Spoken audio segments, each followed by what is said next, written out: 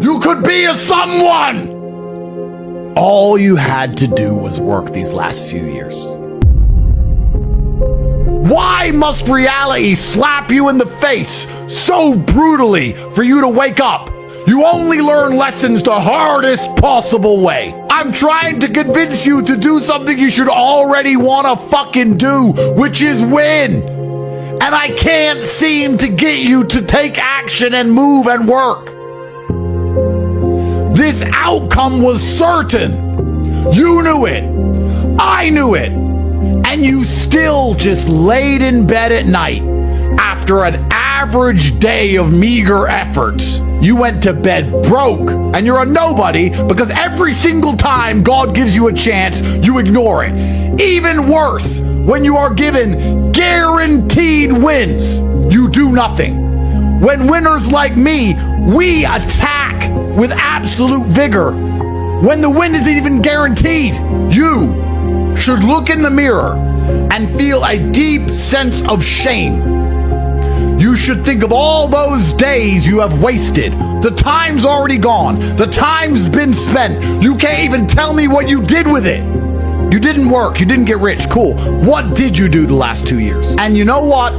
The number one measure of a winner is self-reflection. When you're a winner, you analyze your performance in all things. The second best time to get started is now.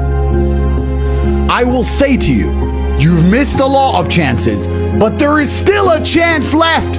You could be a someone.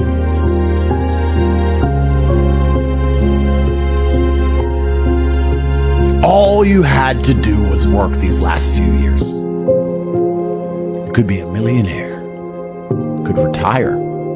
You could save your mother from being coarsened in the labor market. You could prolong the life of your loved ones with medical care. You could literally keep your parents alive longer, and you still didn't try. You still couldn't be motivated.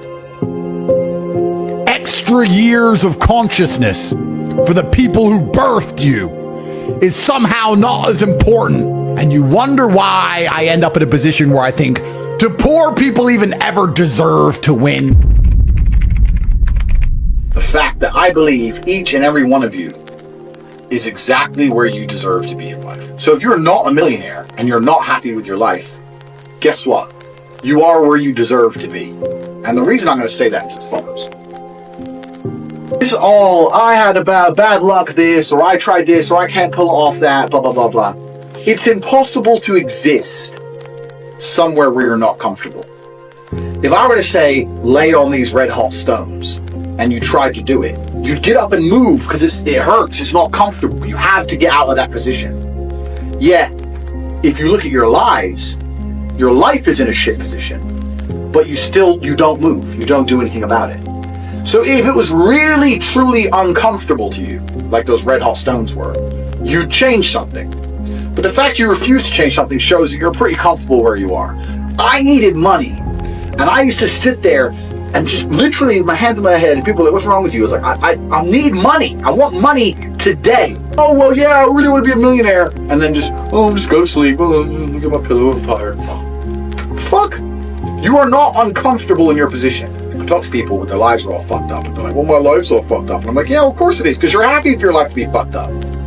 Even if you're not happy, even if you're uncomfortable, you're not uncomfortable enough to change it. If you were genuinely unhappy about your position, you would not be coming to me for motivation. If you were genuinely pissed off about your situation, you would not need me to motivate you. You would motivate your fucking self, and you would do something to change it yourself. But you don't, which says a lot. So this whole motivational shit is all garbage. All you fuckers are exactly where you belong. I'm where I belong, the top of the mountain, because I refuse to stay anywhere else. They're beyond saving because they're the worst thing you can possibly be, which is a quitter. Being a quitter is the worst thing you can possibly be. God himself can't make a quitter important. Because the only reason the place you're trying to get to has value is because it was difficult to reach. If everybody could reach it, there'd be no value. Value is linked to scarcity. The whole point gold is valuable is because it's not everywhere. If it was everywhere, it wouldn't have any value. The reason the place you're trying to reach is valuable is because people can't get there. So if you're the kind of person who quits, you're never going to get there. Quitters will never make it. And there's a huge subsect of the populace who are basically simply quitters. I've never in my life seen anyone who's determined to get something not get it. I've never seen somebody who is determined in their heart to get something, not get it. The universe and God is so giving and providing. People think it's difficult out here. I disagree. I've never seen someone wake up and say, nah, this is all I care about, this is all I want, not get it. Everyone who thought that way in fighting was a world champion. Everyone who thought that way about money was rich. I've never seen anyone fail. Bro, I've seen people with no credit score and no job determined to get an R8 manage to get one on finance somehow. I've seen it. If it's all you want, you're going to get it. You're going to find a way to You're going to find a way. Yeah. People go, oh, I want this. If you wanted it, you'd have it. People often say, if you try your best, it's okay to fail. But what they don't understand, the true secret to the universe is that if you try your best, you never fail. Yeah. That's what people don't understand. And most people aren't trying. They aren't trying. They don't know what trying is. In fact, that's probably one of the things I hear the most. I used to hear the most because I don't talk to people anymore because they all annoy me. I'm trying. No, you're not. You don't know what trying is. No, you are not trying. I know you're not trying. People are genuinely not out here giving their absolute best, because if you were, you'd have everything you've ever desired. You'd have anything you've ever wanted and asked for. Instead, what people do is they cope and convince themselves they're trying. Oh, I tried, but I need a work-life balance, and it's hard, and I was trying. All garbage, all cope. And like I said earlier, life is war. If you're a man and you don't view the world as war, I can't imagine how you view the world. For me, my whole life, it's all problems. It's stress. Leave me alone. I'm not jumping out of any planes. I'm not climbing any rocks. I'm not swimming with sharks.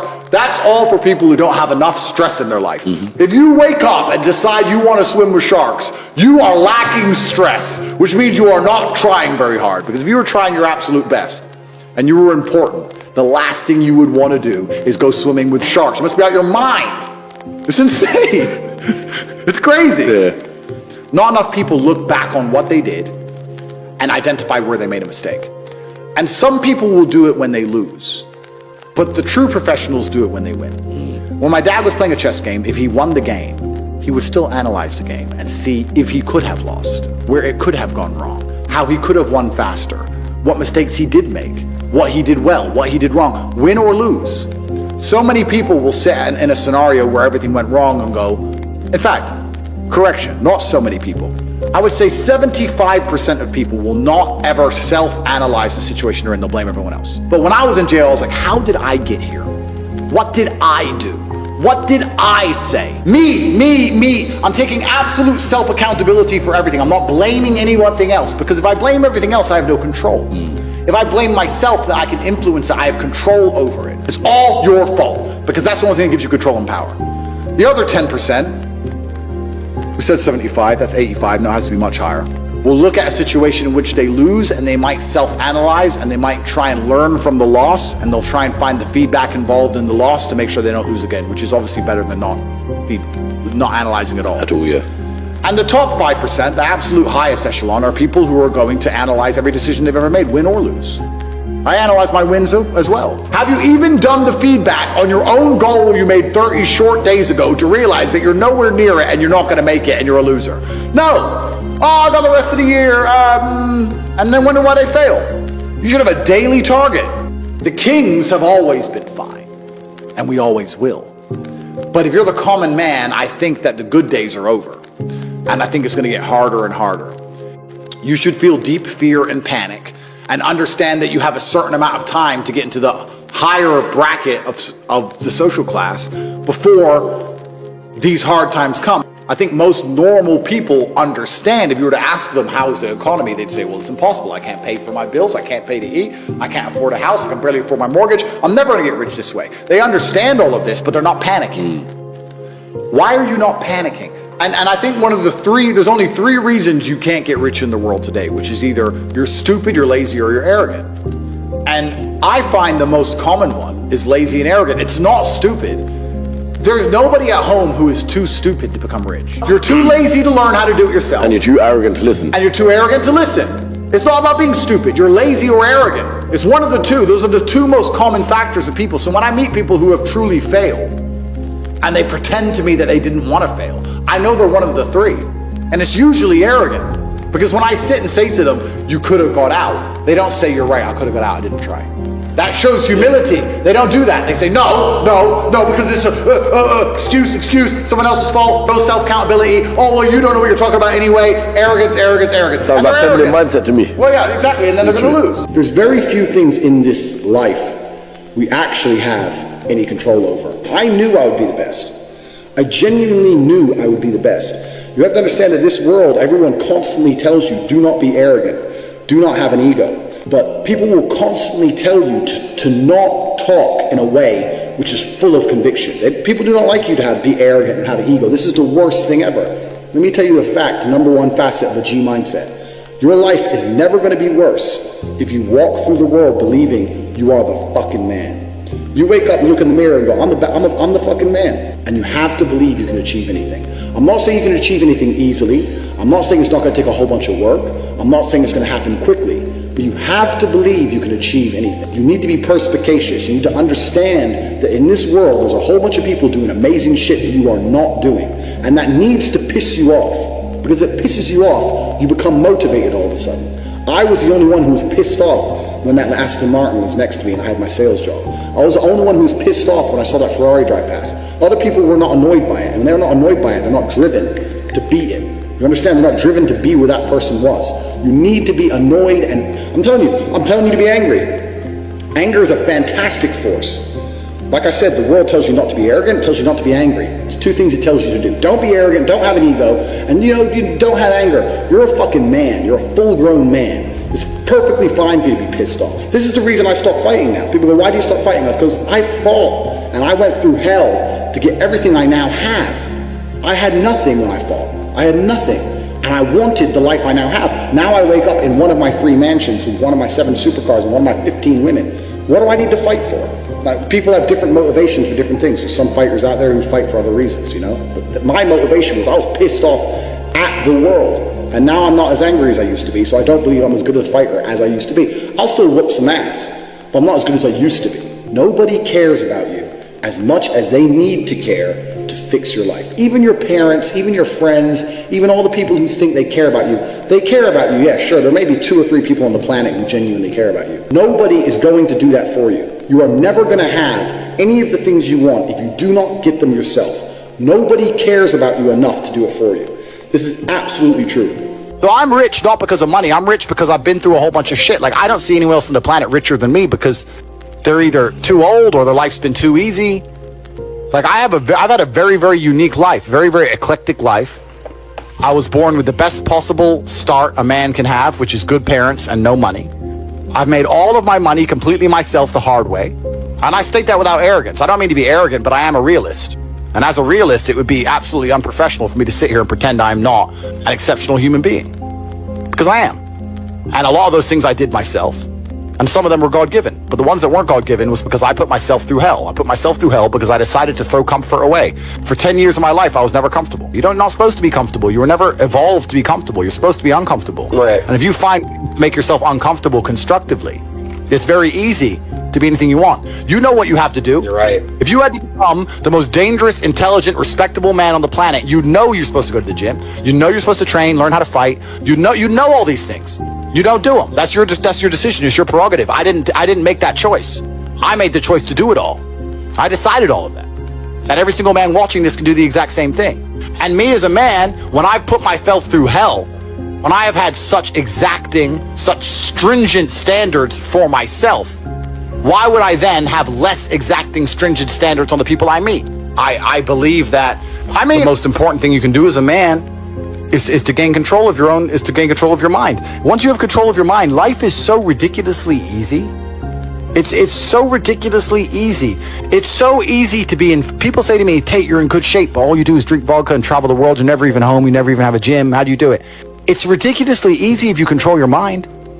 If I decide to do 1,000 push-ups, I'll do them. Maybe I have to do them one at a time. Maybe I'll get tired. Maybe I need a break. I'm going to do 1,000 because I said I'm going to do 1,000. It's not fucking hard. Everyone knows what they're supposed to do. Once you control your mind, it's easy, right? You miss that girl, you're upset, you miss her with all your heart, da-da-da. But once you realize she's gone, if you control your mind, she's gone now. She's gone now, gonna miss her. That's a shame. Off to the gym. But like, you either control your mind or you don't. And all of these things stem from the same problem. It's something you can do. It's something that is learned. It's something that is taught. But it's something that I needed to survive. So for me, it's easy, right? It's all I've ever known. Conquest is all life's ever been for men. This is what men have an innate desire to conquest, to conquer. Only thing that's going to make you intrinsically happy is conquest. Nothing else. If you're depressed, it's because you don't conquer shit. Conquer something. Get up and do it. It doesn't have to be a negative at all. You can do it in a very, very positive way. You can have a positive impact on the world. I like to think that my impact on the world has been positive. I've conquered the whole fucking internet, and I've done it in a positive way. I'm helping the world. Goals are something you put on the wall to motivate yourself, right? Right. Goals are motivating. So if you want to buy a car, you put the car on the wall, and it motivates you to go to work to get the car. So that's a goal. Goals are for motivation. I don't work on motivation. I work on discipline. So I don't have a set goal. I just get up and do what I know I'm supposed to do. I don't work to try and afford that car. I work because I'm supposed to work. And then I can already afford that car and another one and another one and a boat and a plane and a house and another house and a land. And then I just work. I do my work. That is my duty as a man, is my duty to God. I train in the gym. It is my duty to God. I do my duties to God. I fulfill my duty. I'm an old school gentleman of honor and respect. I do what I'm supposed to do. I don't have any particular set goals. Anything I decide to do or want to do, I can do instantly. And if I can't do it instantly, I can do it pretty fucking quickly. I don't need goals in that old traditional sense. I do what I'm supposed to do. Wow. It's not a matter of how I feel or how I'm motivated. If I was depressed, it's impossible, but if I was depressed, my life would be, and the day-to-day activities would be exactly the same as if I was ecstatically happy. You wouldn't be able to see a difference. I'd be up at the same time. I'd be in the gym the same. I'd be doing the same shit. Those are my duties my duties to God. How I feel has nothing to do with it. Completely unrelated. How I feel is unrelated to my duties to God. They don't change based on how I feel. They're the same. And they will be completed because I refuse to fail God or my bloodline. There are duties that men must fulfill, whether to God or to your bloodline. But this is a genuine honesty. I'll say this now. It's the denial that's going to hold you back the most. The people who go, yes, I'm wasting my potential. Those are the ones who have potential. The ones who stand up and go, I am wasting my potential. I could be anything and I am not that yet. They have a chance. The men who go, well, no, actually, I'm fine. They're fucked. Damn. But if you sit there and go, you know what? Yeah, I am wasting my potential. Yes, I can be more than I am. Even if I'm already great, I can be better. As good as I am, I still push myself to the limit every single fucking day. I have every single thing a man could possibly want. I'm still pushing myself. This is your prerogative as a man. But you need to be instilled with a sense of duty. Duty to your bloodline. You must want it. You need to want it deep inside your soul. I can't die as anything less than emperor. It's my destiny. You're only gonna get rich if you talk to rich people about money. You need to be surrounded by rich people. You need to have rich friends. You need to be having money conversations. You need to be sitting down, dedicating 2 hours of your life, getting a coffee, sitting there and talking about money. What money is, where it comes from, how to make it, what country to send it to. You need money conversations. You need to be talking with motivated individuals who understand how to make money. Now I tell you this and you're sitting there going, yeah, okay, I understand. And the problem all of you have is you don't know anybody rich besides me. Why don't you have rich friends? Well, the truth is this, the two are linked. We're talking about rich friends and energy. Rich people don't like talking to poor people. Rich people like talking to rich people. Because when rich people talk, there's an energy exchange. Both can learn things. Remember I was talking about how rich people sit around and have money conversations. Talk about how I'm making this money this way, you're making money that way, maybe we can come together and make some money together this way, da da da da. Rich people can conversate, and there's an energy exchange, and you can have money conversations and more money can be made. When rich people talk to rich people, they make more money. When rich people talk to poor people, what do they get? Please tell me things. And you just give an energy away, and they don't give you anything back. That's why it's so hard. The only reason I could talk to rich people in the fight was because they respected me as a man if I just kicked the fuck out of somebody. So they'd respect me enough to talk to me because I'd shown them ferocity and the heart of a lion. So they're like, okay, let me talk to this man. So this is a very important point. You're not gonna find rich friends easily as a broke boy. You need a network where you can emulate what I did. You can emulate what I did. So what I did was I proved myself in the ring. And after proving myself, I got the respect of people who had fiscal superiority. And then I learned everything I needed to know to become a multi-millionaire. I'm winning the game. I'm conquering. And that's what I think truly is going to give you purpose in life. It's just conquest. Men have always been this way. That's why war was even happening in the first place. The Mongols raided Vienna. How long does it take to ride from Ulaanbaatar, Mongolia, on a horse to Vienna, Austria, across all of Siberia? And they were still mad enough and bored enough to go, nah, we need that city over there. That's the masculine essence, and it's been numbed down inside of people. Do you think they were ever considering fun at any point during this conquest? Because I don't think they were. I think that the entire world was built by this God-given drive to conquer. And to conquer doesn't always mean dominate others. You can conquer the sky by building a skyscraper. You can conquer by building roads. You can conquer by construction, not only by destruction. You conquer by turning up to a new territory and having a beautiful family and creating children. Creating a circle is ultra important. And it's not just important financially, it's also important for your entire life and your mindset as a whole. Because it's amazing, especially amongst men, we never want to be the poorest person in the room.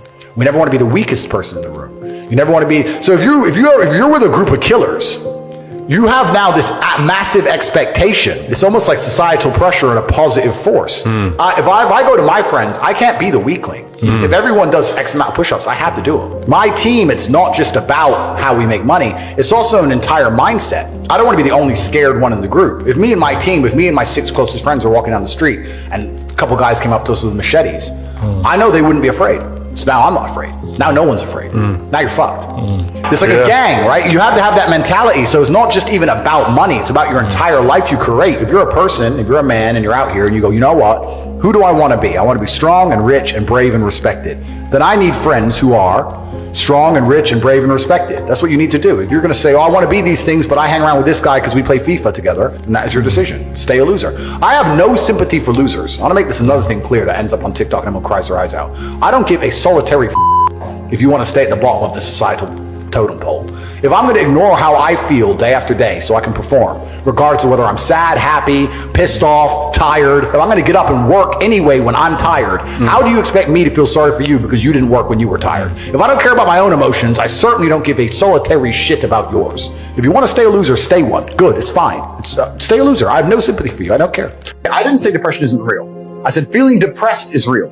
But the idea that depression is going to strike you in your mind and there's nothing you can do about it, I think that is promoting helplessness amongst depressed people, and that's the reason they kill themselves. I don't think that making people helpless in an unfortunate situation is the great thing to do. You have to give people hope. And I explained that when you believe in something, you give it power.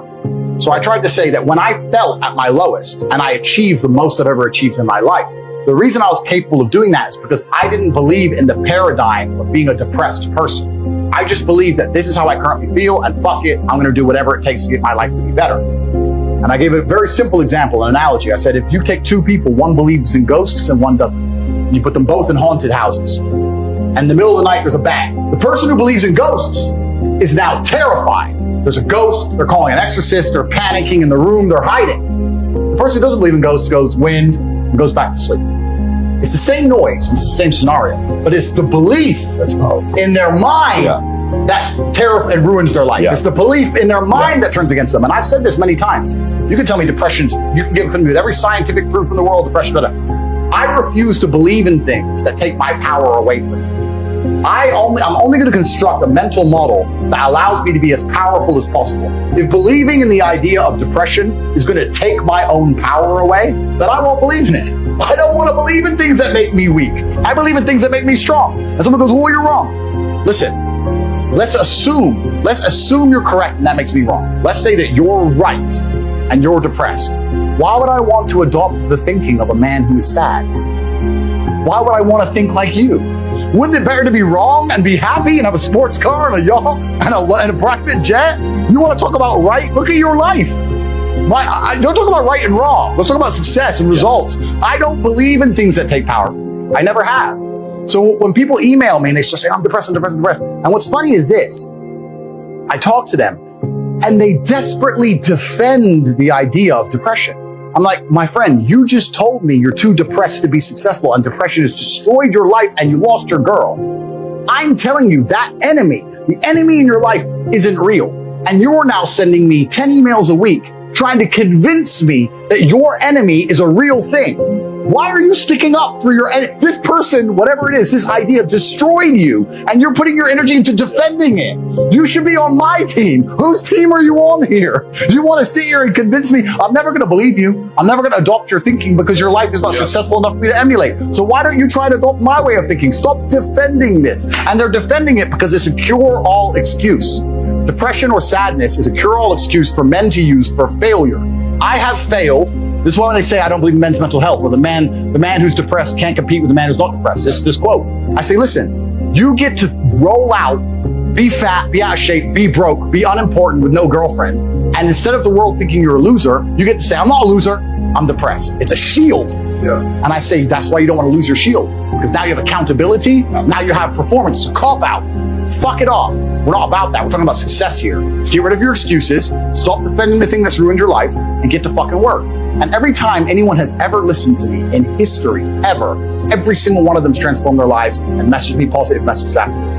Every single fucking time. That's why I'm antidepressant. Because that pill ain't gonna fix you the way becoming the man you wish you were is gonna fix you. It's crazy. And then they're gonna take one little soundbite. Tate doesn't care about mental health. He thinks depressed people is some bullshit. And they're gonna apply it to me. I really do believe, and I state this almost with a degree of achievement, I'm the most misunderstood man on the planet. I really believe I am. It's crazy the level. There are people out there who truly believe I am evil. And I'm nothing close to it. I'm one of the most compassionate people you can possibly meet. I think that when you believe in things, you give them power. It's amazing how you can self-hypnotize. I'm not saying feeling depressed is not real. Everyone feels depressed. I'm saying the idea of depression as something you cannot control is a dangerous idea and paradigm. If you're depressed and sad, you only care about yourself. You don't care about your community or your family. You don't care about the world. You do not stand up for anything. You're depressed because your reality is depressing. The truth is, if I lived the reality that most of these depressed people live, I'd be depressed. Your reality is depressing. You wake up, your wife doesn't love you, your kids don't respect you, there's no milk in the fridge, and you're almost dead. Of course you're depressed. You're running out of time. The depression is something deep in your heart and soul telling you that you need to change things. That is the unlimited trauma, the power I was talking about earlier that you can take all of that depression and convert it into unlimited energy to fix your life. Energy cannot be destroyed, it can only be converted. Take the depression and turn it into motivation. And all of a sudden, you'll see how fantastic your life is. Having no hope will prevent you from fighting back. If you do not believe in depression, like I do not believe in depression, no matter what bad things happen to me and how bad and depressed I feel, I know I can fix it. That will make me fight harder than if I believe I cannot fix it. I am better at fighting the idea of being depressed. If I am better at making myself feel happier, if I am better at regulating my emotions by not believing in an idea, then I'll continue to stay wrong. I do not believe in things that take power away from me.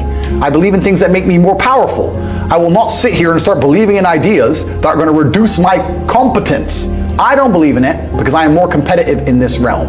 And for the people who believe, if you and I go through the same terrible experiences, the same level of heartbreak and trauma, I guarantee your belief will destroy you when mine won't. And why would you believe in an idea that is against you? I talk about this all the time. People say I've had a traumatic life. I say, well, then you're very, very fortunate. You had a traumatic life. Now, you may have misused that trauma. You may have misplaced it. But every single man of value went through trauma, and they went through pain. It's going to be painful to get strong, painful to get rich, painful to become important. It's going to be painful to become good with women. Your heart's going to get broken a bunch of times. You have to be prepared for the pain. If you're not ready for pain, you're never going to be anything that matters. So Justin just absolutely and utterly nailed it. My kickboxing coach used to say to me, I used to come in the gym, say, what do you hate the most? And I say, I hate running. He'd say, okay, you're going running. I say, why? He goes, because whatever you hate is what you need. Whatever you hate is what you need. I want to spar, bag work, pads, no problem. Running, I didn't want to run, but that's what you need. And that's what life's about. You're not going to be able to go through life avoiding pain and also becoming a man of quality. You're going to have to be that guy who's been through so much shit that he can wake up and go, this ain't nothing. This ain't nothing compared to back then. This ain't nothing compared to that time. You know, and if you're not going to be that guy, then you're going to always suffer the consequences of not being that guy. There's pain to become important, and there's pain in not being important. So you have to make a choice. So I think Justin absolutely nailed it. I think his answer is even better than mine could be. You need to find something you're afraid of, find something that could hurt you, and go do it. And that's one of the great things about being young, right? You're basically superhuman. Stop talking, start listening, get out there, get hurt, get the fuck back up. And there's a degree. There's also something I want you to comment on from the football perspective, but there is a degree of wisdom that comes from physicality. I learned a whole bunch of shit about the world from just having my ass kicked. I would say the number one thing that will tell me how successful a person will be, especially as a man, is their stress tolerance. Yes. You're not going to have a big life without big problems. You're not going to be important without 4 girlfriends, 22 cars, 3 businesses. Fuck, your phone ain't going to stop. It's going to be stressful. Banks are going to get frozen. Money's going to go missing. You're not going to have a big life that's a calm ocean. You need to learn to just surf the waves and laugh, because most people just collapse under the pressure. Stress tolerance is a massive